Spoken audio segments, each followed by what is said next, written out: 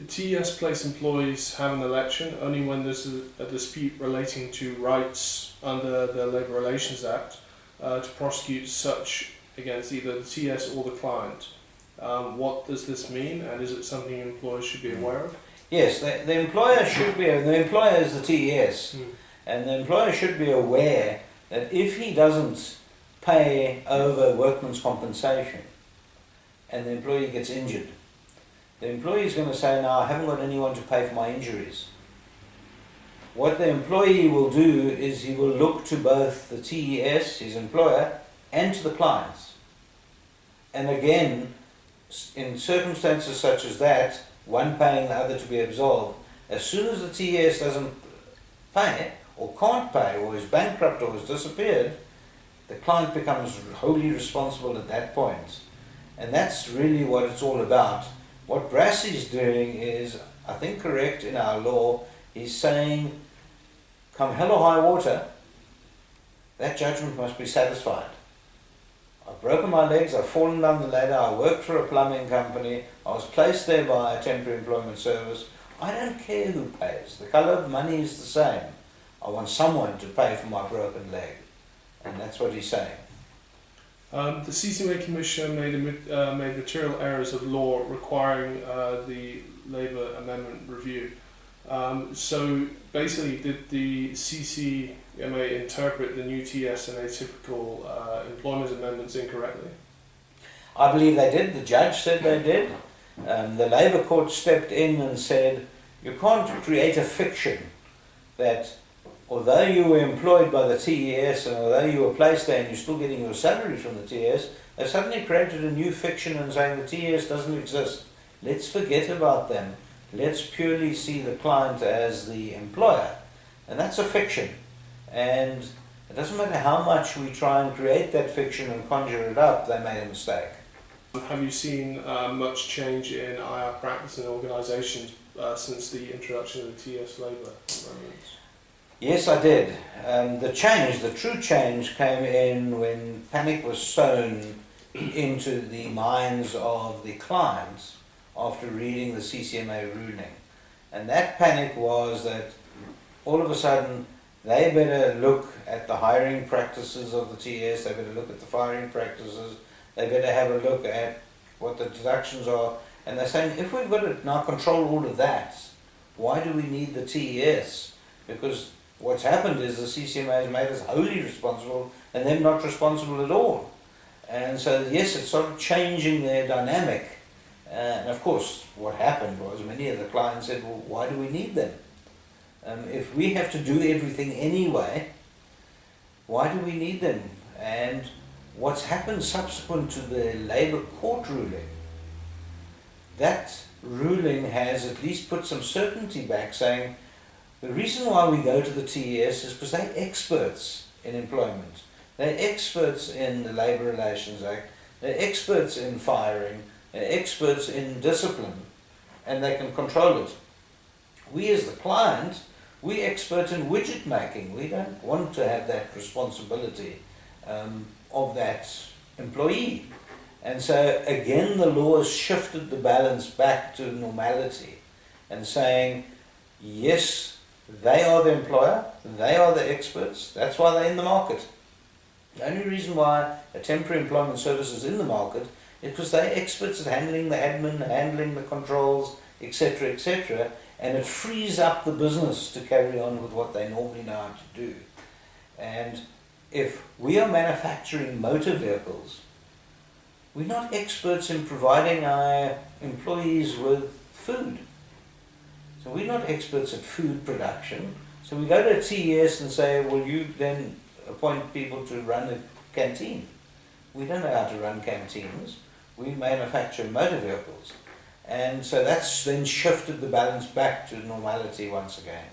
Yeah.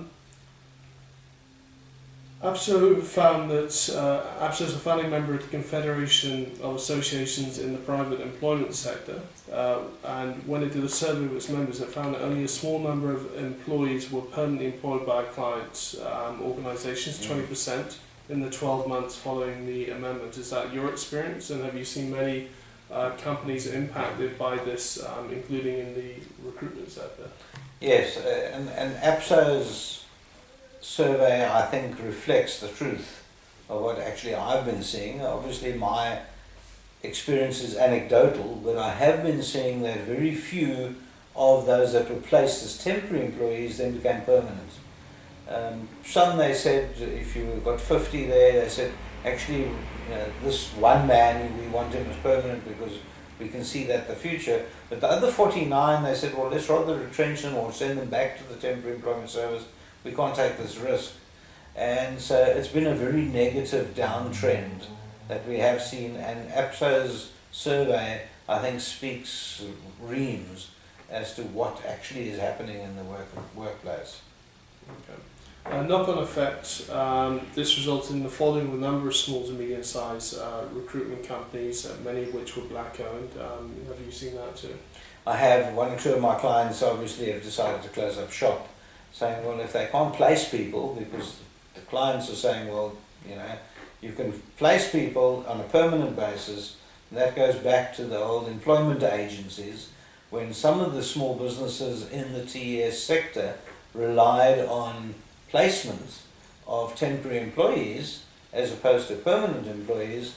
And of course, many people are saying, I don't want to permanent employees because I'm not sure what my future is as a client.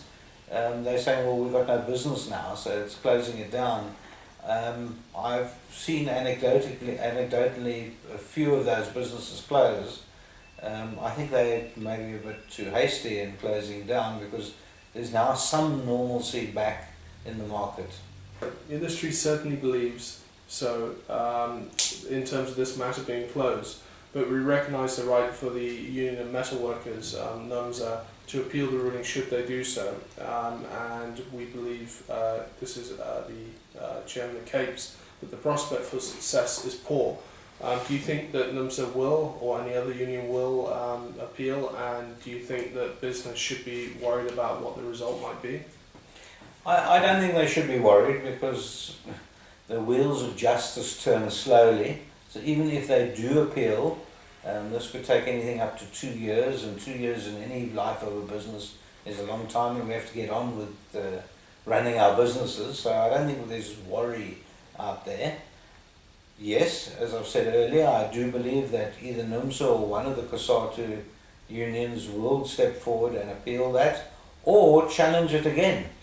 We're going to have many cases going to the CCMA, and the arguments will then arise again at the CCMA, and then there'll be reviews coming through.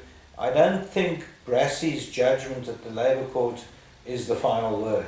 The fat lady has not sung. The fat lady is in fact the Constitutional Court. We're only at the first level of the Labour Court.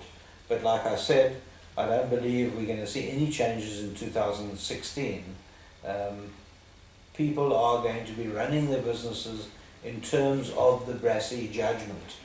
NUMSA hasn't even at this point put in papers to consider appealing his judgment. They still have time, but they haven't even considered it yet. Obviously they've been to attorneys, because we saw the Benjamin ruling, the Benjamin opinion on Brassey being wrong. I think Brassey is the correct lawyer in these circumstances, and I think business now can be rest assured that 2016 is business as usual. Okay.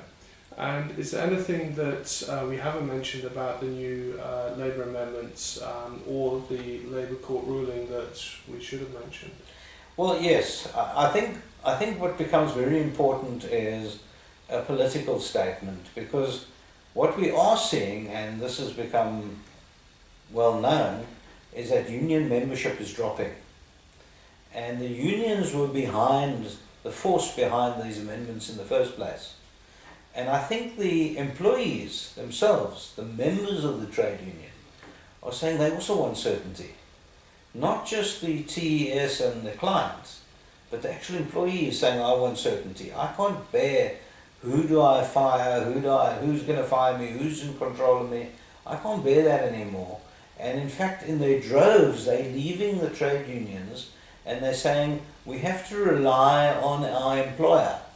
We want to negotiate directly with our employer, we want to speak to them, And in fact, the clients, the people who receive these employees, are also finding that many of those employees are saying, we don't actually want to be a member of any trade union, because when we negotiate, we're going to go in and negotiate with our employer, and when we offer our services, we want to talk to a TES that is a solid one, someone that we can trust as well. So that triangular relationship is becoming more important also to the employee, because that employee is saying, I don't want an outsider such as a trade union who takes my money every week but not giving me the service.